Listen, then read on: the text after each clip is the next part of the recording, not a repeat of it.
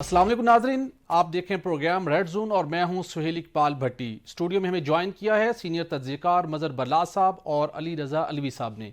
नाज़रीन, आज हम बात करेंगे कि वज़ीर दिफा ख्वाजा आसिफ साहब ने पाकिस्तान के दिवालिया होने से मुतल्लिक एक धमाकेदार एतराफ़ किया है। सिर्फ यही नहीं बल्कि उन्होंने जिम्मेदारों का तयन भी कर दिया है। क्या उनके बयान के मुताबिक वाकई ही सियासतदान, ब्यूरोक्रेसी और एस्टेब्लिशमेंट पाकिस्तान के दिवालिया होने की जिम्मेदार है? और इसके साथ हम बात करेंगे कि पाकिस्तान तहरीक इंसाफ की जानिब से जेल बरो तहरीक का शेड्यूल सामने आ गया है। क्या बुध से कबल पाकिस्तान तहरीक इंसाफ के कुछ रहनुमाओं की गिरफ्तारी के खदशात मौजूद हैं और यह तहरीक किस हद तक कामयाब होगी, इसके ऊपर भी हम बात करेंगे। और इसके साथ साथ बात करेंगे पाकिस्तान तहरीक इंसाफ की रहनुमा और साबिक सूबाई वजीर सेहत यास्मीन राशिद साहिबा और साबिक CCPO लाहौर उनकी मबैन जो कन्वर्सेशन हुई उसकी मुबैना ऑडियो लीक ने बहुत से सवालात खड़े कर दिए हैं जो उनकी तब्दीली की वजह बने थे। इसके साथ हम आपको बताएंगे नाज़रीन, GTV न्यूज़ ने एक्सक्लूसिवली एक खबर अपने इस प्रोग्राम में रेड जोन में हमने ब्रेक की थी, जिसमें हमने बताया था कि प्राइम मिनिस्टर शहबाज शरीफ साहब ने MD सुई सदरन और सुई नॉर्दर्न को चार्जशीट करते हुए उनसे मुतल्लिक रिपोर्ट तलब की है। कारकर्दगी कंपनियों की इंतहाई खराब हो चुकी है, अरबों रुपए की गैस चोरी हो रही है और आने वाले दिनों में MD सुई नॉर्दर्न को हटाए जाने का इम्कान है। उसके ऊपर आज क्या एक्शन हुआ है और आज सारा दिन लाहौर में क्या होता रहा, इसकी तफसीलात भी आपके साथ हम शेयर करेंगे। और इसके साथ आपको बताएंगे कि मुल्क दुश्मन अनासिर के अज़ाइम खाक में मिल गए। कराची में दहशतगर्दों के हमले के बावजूद PSL के मैचेस बदस्तूर जारी रहेंगे। इसके ऊपर भी आज अपने प्रोग्राम में बात करेंगे। तो सबसे पहले मज़हर बरलास साहब आपका पैगाम और उसके बाद हम अपने प्रोग्राम की जानिब बढ़ेंगे। जी, ख़वातीन हज़रात, हस्बे साबिक़ हस्बे रवायत पाकिस्तान के लिए दुआ, अल्लाह ताला हमारे इस अज़ीम वतन को सलामत रखे, ये वतन तरक्की करे, यहाँ खुशहाली हो, अमन चैन और सुख सुकून हो। जी भट्टी साहब क्या जी, वज़ीर दिफा ख्वाजा आसिफ साहब ने आज एक ऐसा बयान दिया जिससे पूरी कौम हैरान और परेशान है और उसके साथ साथ हुकूमती सफ़ों में भी खलबली मची हुई है। ख्वाजा आसिफ साहब ने क्या कहा है, नाज़रीन आइए पहले सुन लेते हैं।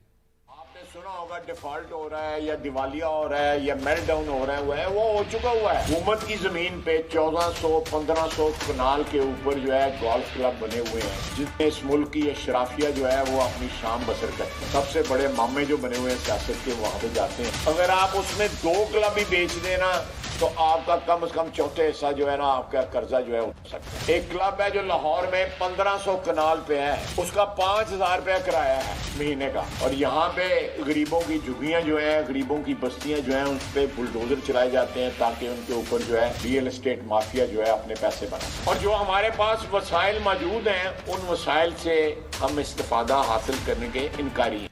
मज़हर बरलास साहब, ख्वाजा आसिफ साहब ने वो बातें की जो दबे लफ्ज़े हर पाकिस्तानी पहले कर रहा था, लेकिन हुक्मरान जमात से ताल्लुक़ रखने वाले वज़ीर दिफा की तरफ से कोई ऐसी स्टेटमेंट एक्सपेक्ट नहीं कर रहा था।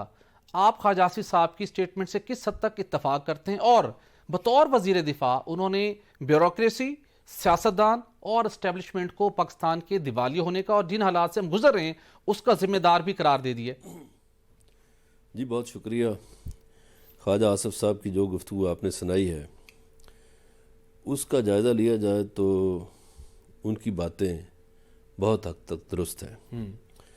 अलबत्ता ये है कि ख्वाजा साहब ने हस्बे रवायत पहले वो पार्लियामेंट में भी बाज़ औक़ात अफ़वाज पाकिस्तान के ख़िलाफ़ तकारीर किया करते थे, बाज़ औक़ात वो मुअज़्ज़ज़ अराकीन पार्लियामेंट पे जुमले कसते थे या उनके बारे में अजीब गरीब गुफ्तगू कर देते थे। तो ख्वाजा साहब का ट्रैक रिकॉर्ड यही है कि उन्होंने कभी ज़िम्मेदाराना सियासतदान का सबूत नहीं दिया जो देना चाहिए जी। वो इस मुल्क के वज़ीर दिफा हैं। एग्जैक्टली। उन्हें कम से कम ऐसी बात नहीं करनी चाहिए थी कि जी हम दिवालिया मुल्क में रह रहे हैं या हम दिवालिया हो चुके हैं। आपके दुश्मन मुल्क में तो अच्छा ध्यान बजाए जा रहे होंगे।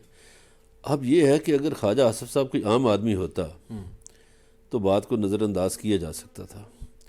ख्वाजा आसिफ साहब इस मुल्क के वज़ीर दिफा हैं, उन्हें ऐसी बात जेब नहीं देती, उन्हें नहीं करनी चाहिए थी। अब आ जाए उनकी दूसरी बातों की तरफ। वो आपने दुरुस्त फरमाया कि हर पाकिस्तानी की यही आवाज़ है। देखिए हमारे मुल्क में वो दुरुस्त फरमाया उन्होंने کہ بڑے بڑے لمبے چوڑے گولف کے گراؤنڈ ہیں، گولف کلب ہیں، اور معمولی سے رینٹ پہ۔ اس کے علاوہ ایک اور آپ دیکھیے کہ یہ اس ملک میں بڑے بڑے عالی شان محل ہیں بھٹی صاحب، جی، کمشنر کے رہنے کے لیے، ڈپٹی کمشنرز کے رہنے کے لیے، آئی جی اور ڈی آئی جیز کے لیے، بڑے شہروں کی پرائم لوکیشنز پر۔ جی جی۔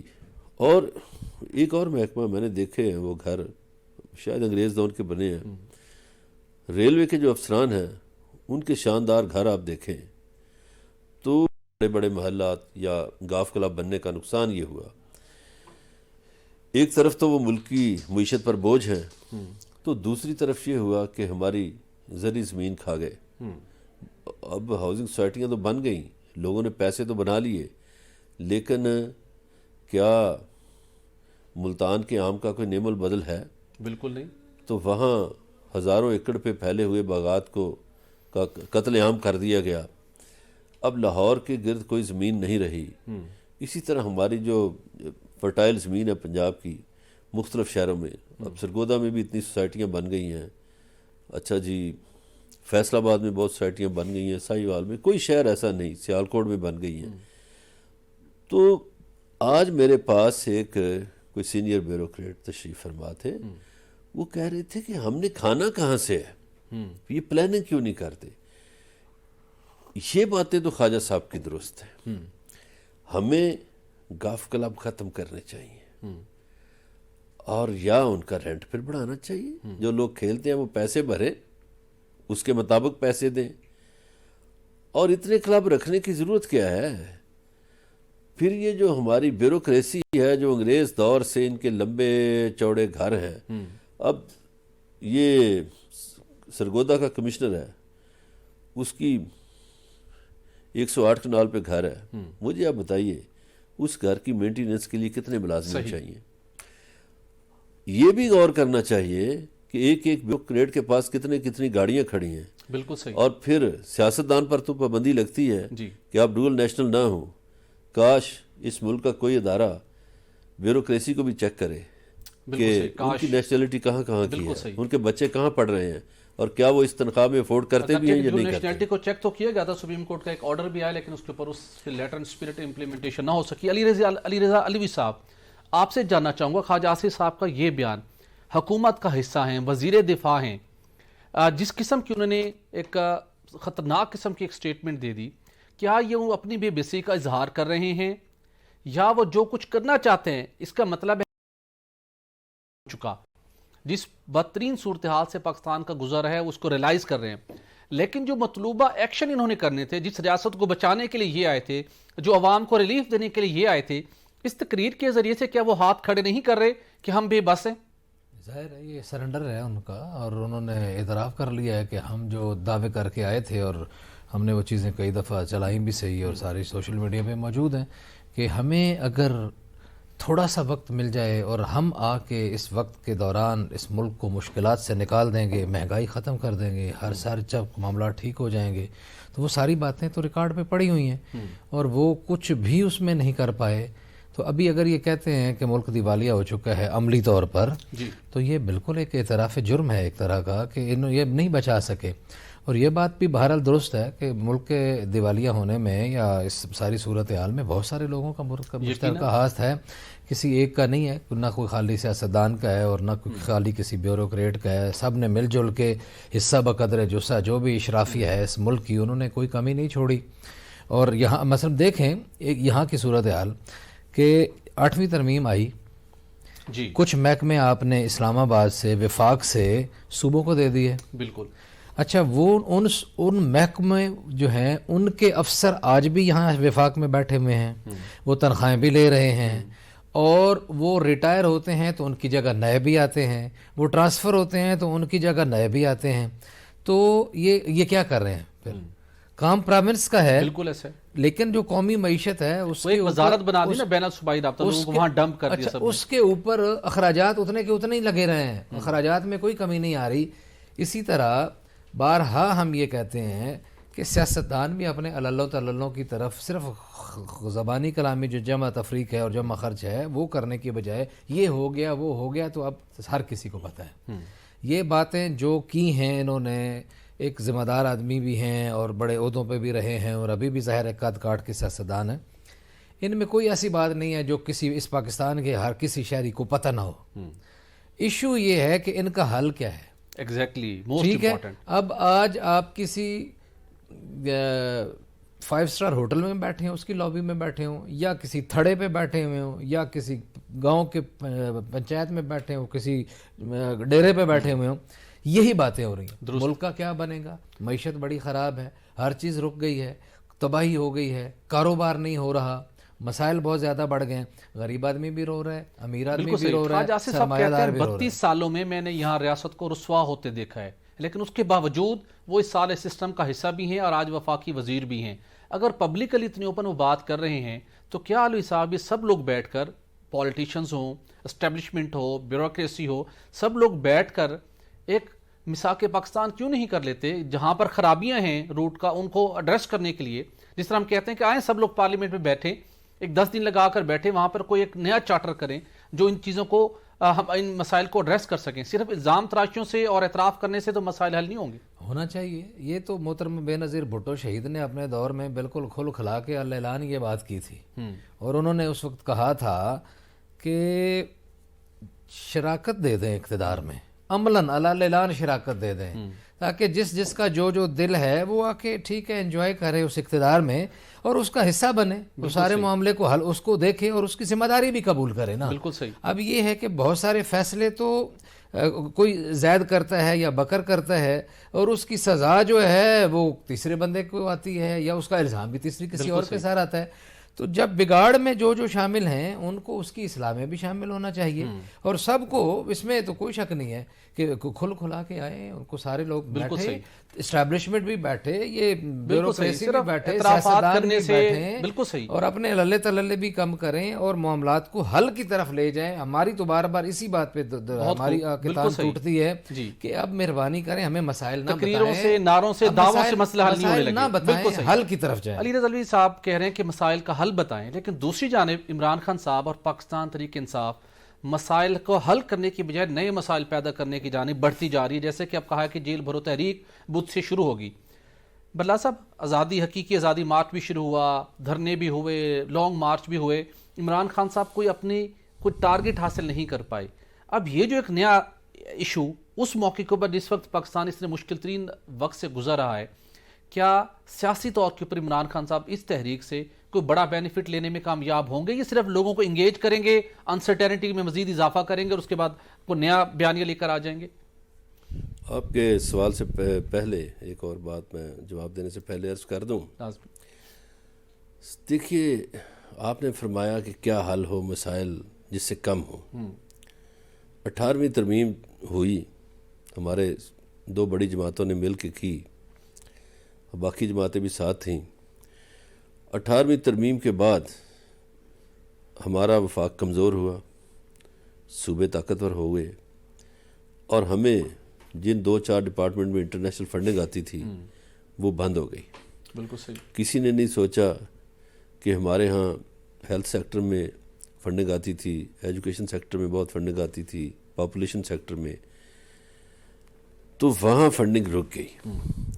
اب ہمارے ہاں صوبوں کو اتنی آزادیاں دے دی گئیں کہ وفاق کا کام تو صرف ٹیکس کلیکشن رہ گیا، ہر لوگوں کے قرضے اتارنا اور دینا اور پیسے دینا.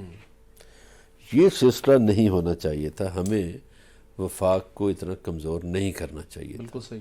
ہمارا وفاق اس سے کمزور ہوا. عمران خان صاحب کی بات آپ نے کی. دیکھیے، عمران خان نے بہت اچیو کیا اس دوران، وہ اپنے ٹارگٹ حاصل کیے انہوں نے. 66 مقدمات ہیں، اس کے باوجود ان کی گرفتاری نہیں ہوئی.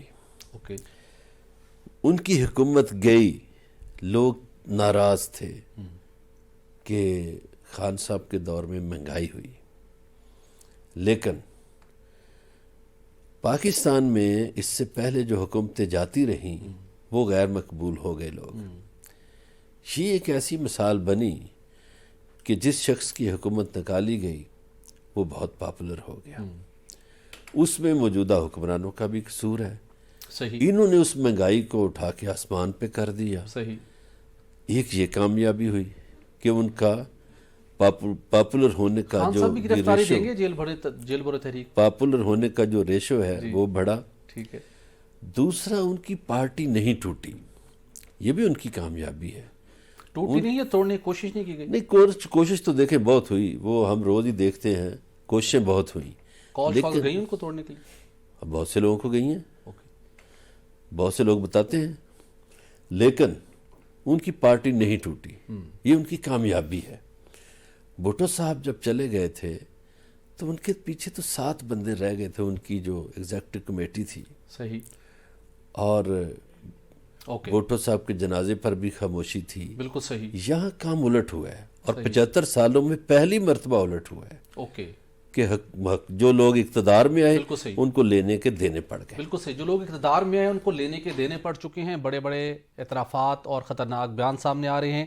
دیکھتے ہیں کہ آنے والے دنوں میں اس میں کون سا پہلو ایسا نکلتا ہے جس سے کوئی بہتری کا سفر شروع ہو سکے۔ ناظرین، یہاں پر ایک بریک لیں گے اور بریک کے بعد دیگر ایشوز پر بات کریں گے، ہمارے ساتھ رہیے گا۔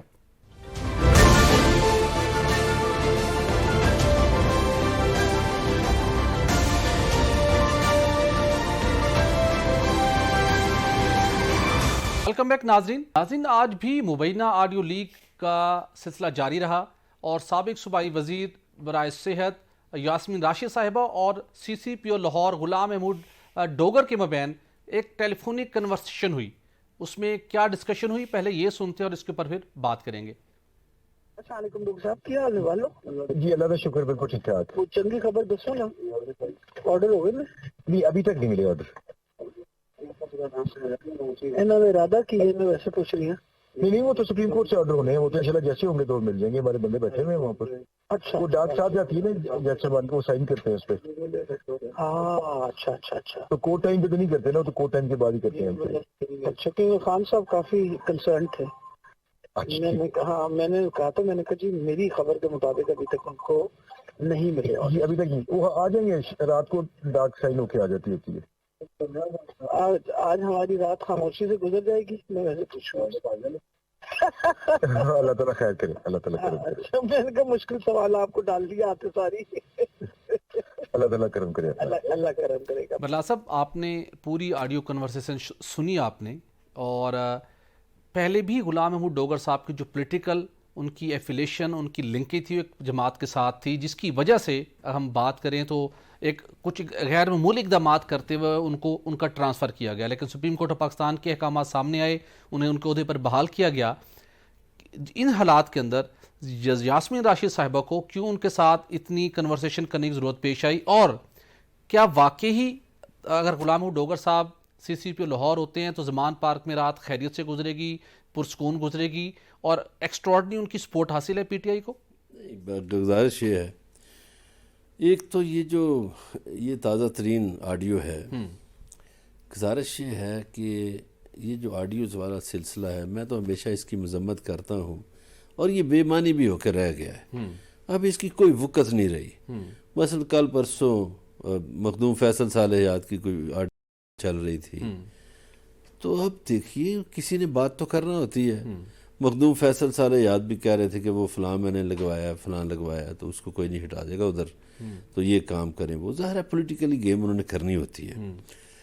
اب یہ دیکھیے ان سے پہلے جو بلال صدیق کمیانہ صاحب لگے ہوئے تھے، تو وہ پہلے بھی جب حمزہ شہباز تھے تو وہ لگے ہوئے تھے سی سی پی او لاہور، اور جب نگران وزیر اعلیٰ ہیں تو پھر انہوں نے لگا دیا۔ بدقسمتی یہ ہوئی ہے، اور اس میں بیوروکریسی کا بھی کچھ قصور ہے، زیادہ ہمارے سیاستدانوں کا قصور ہے کہ انہوں نے بیوروکریسی کو پولیٹیسائز کر دیا ہے۔ بالکل صحیح۔ ہمارے ہاں 80 سے پہلے بیوروکریسی پولیٹیسائز نہیں تھی۔ بالکل صحیح۔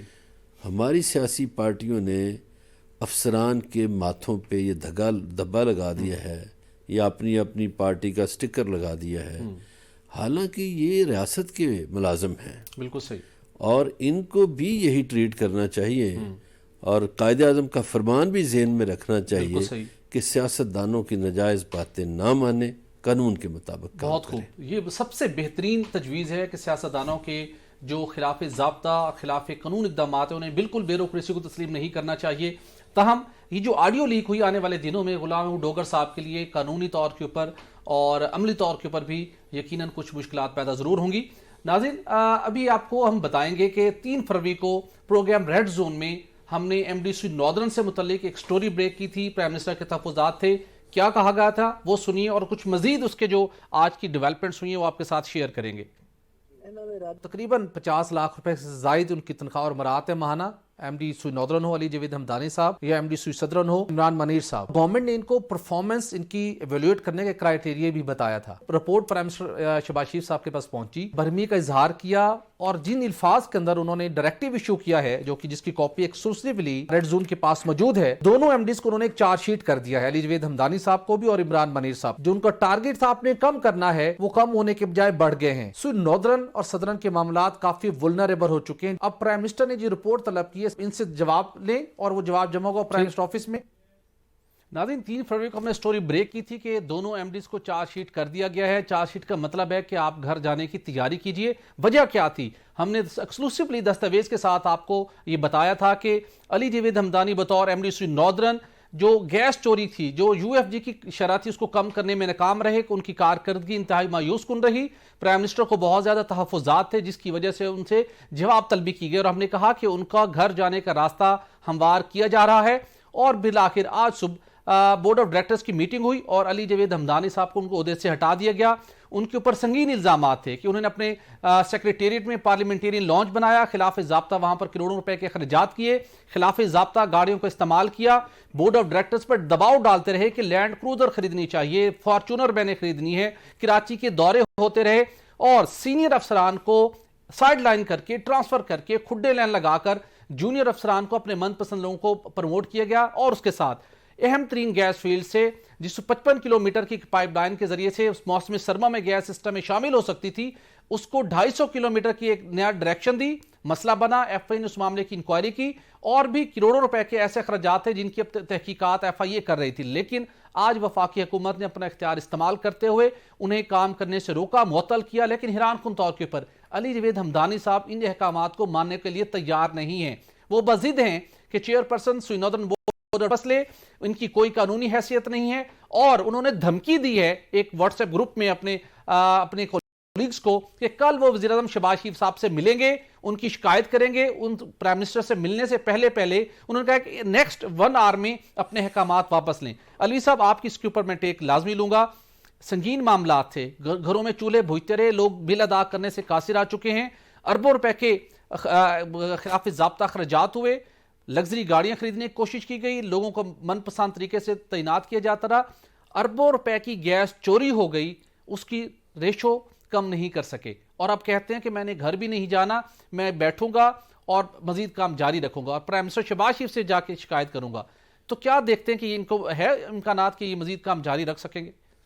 جو بندہ وزیر اعظم شہباز شریف کے نام کی دھمکی لگا رہا ہے، اس کا مطلب ہے کہ وہ اگر برطرفی کے احکامات کے باوجود اور معطلی یا کم از کم معطلی کے احکامات کے باوجود پھر وزیر اعظم کو ملنے کے لیے ان کے دسترس رکھتا ہے اور کہہ رہا ہے میں ان کو جا کے ملوں گا، اور یہ بھی کہہ رہا ہے کہ وہ وزیر اعظم صاحب یقیناً اس کو ٹائم بھی دے دیں گے، تو پھر بہت ساری جو چیزیں ہیں وہ اس خبر کے اندر موجود ہیں کہ ایک افسر جو اپنی ناکردہ کاریوں کی وجہ سے یا اپنی سکون کی خاطر، اپنا سکون کی خاطر دنیا کا جو سکون برباد کرتا رہا ہے، اور گیس کے مسائل جو ہیں جس طرح لوگوں نے جھیلے ہیں، اور ابھی بھی اب دیکھیے کہ سردی نسبتاً کم ہو گئی ہے نا، لیکن ابھی بھی گیس اسلام آباد سمیت پوش ایریاز میں بھی گیس جو ہے وہ پراپر نہیں آتی اور اس کے کو بہت کمی رہتی ہے، جبکہ باقی علاقوں میں پاکستان کے بہت سارے علاقوں میں صورتحال یہ ہے کہ وہ لوگ کہتے ہیں کہ دوائی کی طرح، پہلے جیسے ڈاکٹر دوائی دیتے تھے اس طرح صبح دوپہر شام گیس ملتی ہے، تو ان کو ایکشن ہونا چاہیے۔ درست کہہ رہے ہیں، شہباز شریف صاحب نے ہی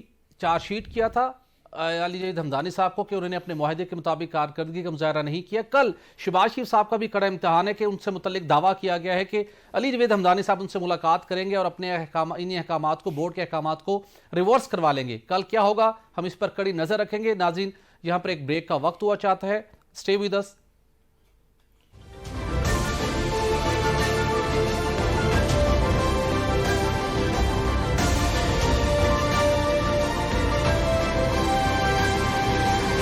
वेलकम बैक नाज़रीन, गुज़श्ता शब कराची पुलिस ऑफिस पर दहशत गर्दों ने हमला किया। वहाँ पर जिस तरीके की सूरत हाल डेवलप हुई उससे निमटने के लिए न सिर्फ सिंध पुलिस, सिंध रेंजर्स और उसके साथ साथ पाकिस्तान आर्मी के SSG ग्रुप के दस्तों ने एक मुअस्सर तरीके से एक ऑपरेशन किया। अपनी जानों की परवाह ना करते हुए तमाम दहशत गर्दों को जहन्नम वासिल किया। और आज हम देखते हैं कि वहाँ पर कराची पहुँचे chief of army staff general Syed Asim Munir, जहाँ पर वो वज़ीर आला सिंध मुराद अली शाह साहब से मिले और उसके साथ साथ उन्होंने KPO ऑफिस का विज़िट किया। सिर्फ यही नहीं बल्कि उन्होंने हॉस्पिटल में जो ज़ख्मी थे उनसे जाकर उनकी तीमारदारी की और उसके साथ साथ उनके हौसले बढ़ाए। और जिस तरीके के साथ सिंध रेंजर्स, सिंध पुलिस और पाकिस्तान आर्मी के SSG के दस्तों ने इस ऑपरेशन में हिस्सा लिया, उसकी उन्होंने न सिर्फ तारीफ़ की बल्कि उनके हौसले बढ़ाए। और आर्मी चीफ ने वाज़े कहा कि दहशत गर्दों का कोई मज़हब नहीं है। बरलास साहब, मुल्क दुश्मन अनासिर के अज़ाइम गुज़श्ता शब खाक में मिल गए। जो उनकी कोशिश थी उसमें वो नाकाम हुए। और जो लिंक करने की कोशिश की जा रही थी कि जो PSL के मैचेस जा रहे हैं और वहाँ पर जो गैर मुल्की खिलाड़ी हैं उन पर खौफ व हरास पैदा हो और वो मुल्क छोड़कर चले जाएं, लेकिन आज इस अज़्म का इयादा किया गया है कि PSL के मैचेस अपने शेड्यूल के मुताबिक होंगे और ऐसे अनासर का भी हम हमेशा डट कर मुकाबला करते रहेंगे। देखिए, army chief general Asim Munir ने बहुत अच्छा काम किया है कि वहाँ जाके सबके हौसले बढ़ाए हैं। मैं समझता हूँ कि एक तो ज़ख्मियों के पास गए, फिर ज़ाहिर है कराची पुलिस ऑफिस गए और उसके बाद उन्होंने तमाम फोर्सेस के हौसले बढ़ाए, वहाँ नारे लगते रहे और पाकिस्तान से मोहब्बत का इजहार भी किया।